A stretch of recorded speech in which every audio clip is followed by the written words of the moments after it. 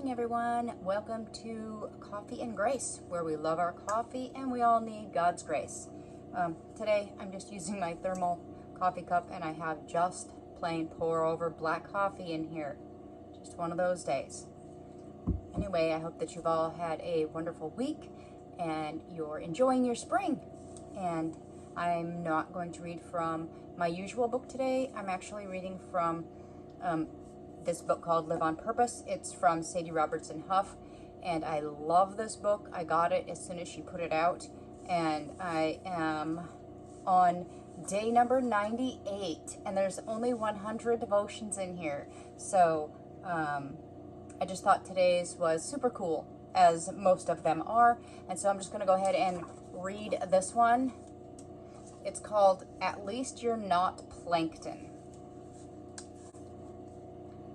It is God who works in you to will and to act in order to fulfill his good purpose.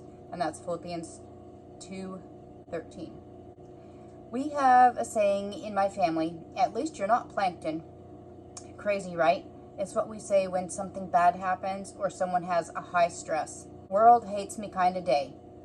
It's our own unique take on the at least you're not that guy saying. Because plankton are pretty much the lowest of the low, right? Seriously, just Google it. I have been saying this quote for a while, when one day I felt the Spirit of God breathe a question in my spirit. What if you were plankton? Could you still find purpose and passion? Are plankton really the lowest of the low?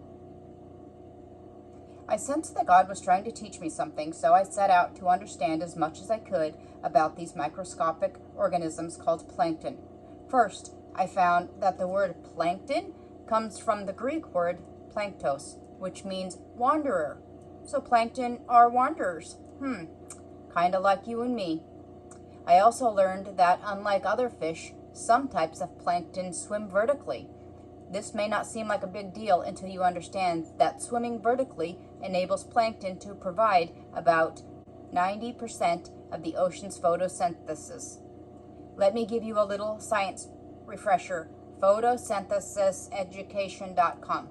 Yep, there's a whole website dedicated to it. Says that photosynthesis is the process that plants use to make two important things, food and oxygen. I also learned that photosynthesis is essential to life on Earth, that most living organisms, including humans, cannot survive without it. Not only that, these little plankton guys are also providing 50% of the oxygen you're breathing right now. What's my point? The world of the sea is so extraordinary and so complex, but God is so detailed and so amazing that even tiny microscopic organisms have a purpose in his plan. It is easy for us to judge the significance or insignificance of someone else's purpose based on the world's standards of what looks impressive. But even though plankton are usually invisible to the human eye, their purpose is huge.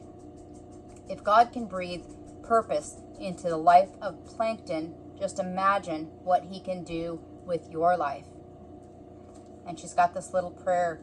Holy Father, you have told me that you have a purpose for my life. Guide me in that purpose and help me to bring glory to your name. Amen.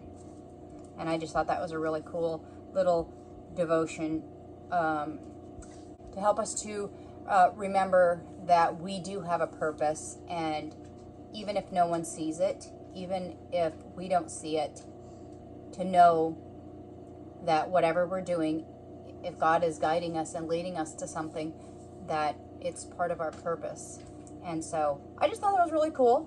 And if you ever get the chance to get this book, Live on Purpose, from Sadie Robertson Huff, go ahead and grab it. It's really good. I kind of thought, oh, it's for a younger generation, for college age kids, whatever. This is super good, super good. I like the way that it's down to earth and a lot of very relevant everyday knowledge and stuff, that wisdom that we can use, and it's plain as day stuff. So anyway, thank you for joining me on another video of Coffee and Grace, And I will see you again next Friday. Bye.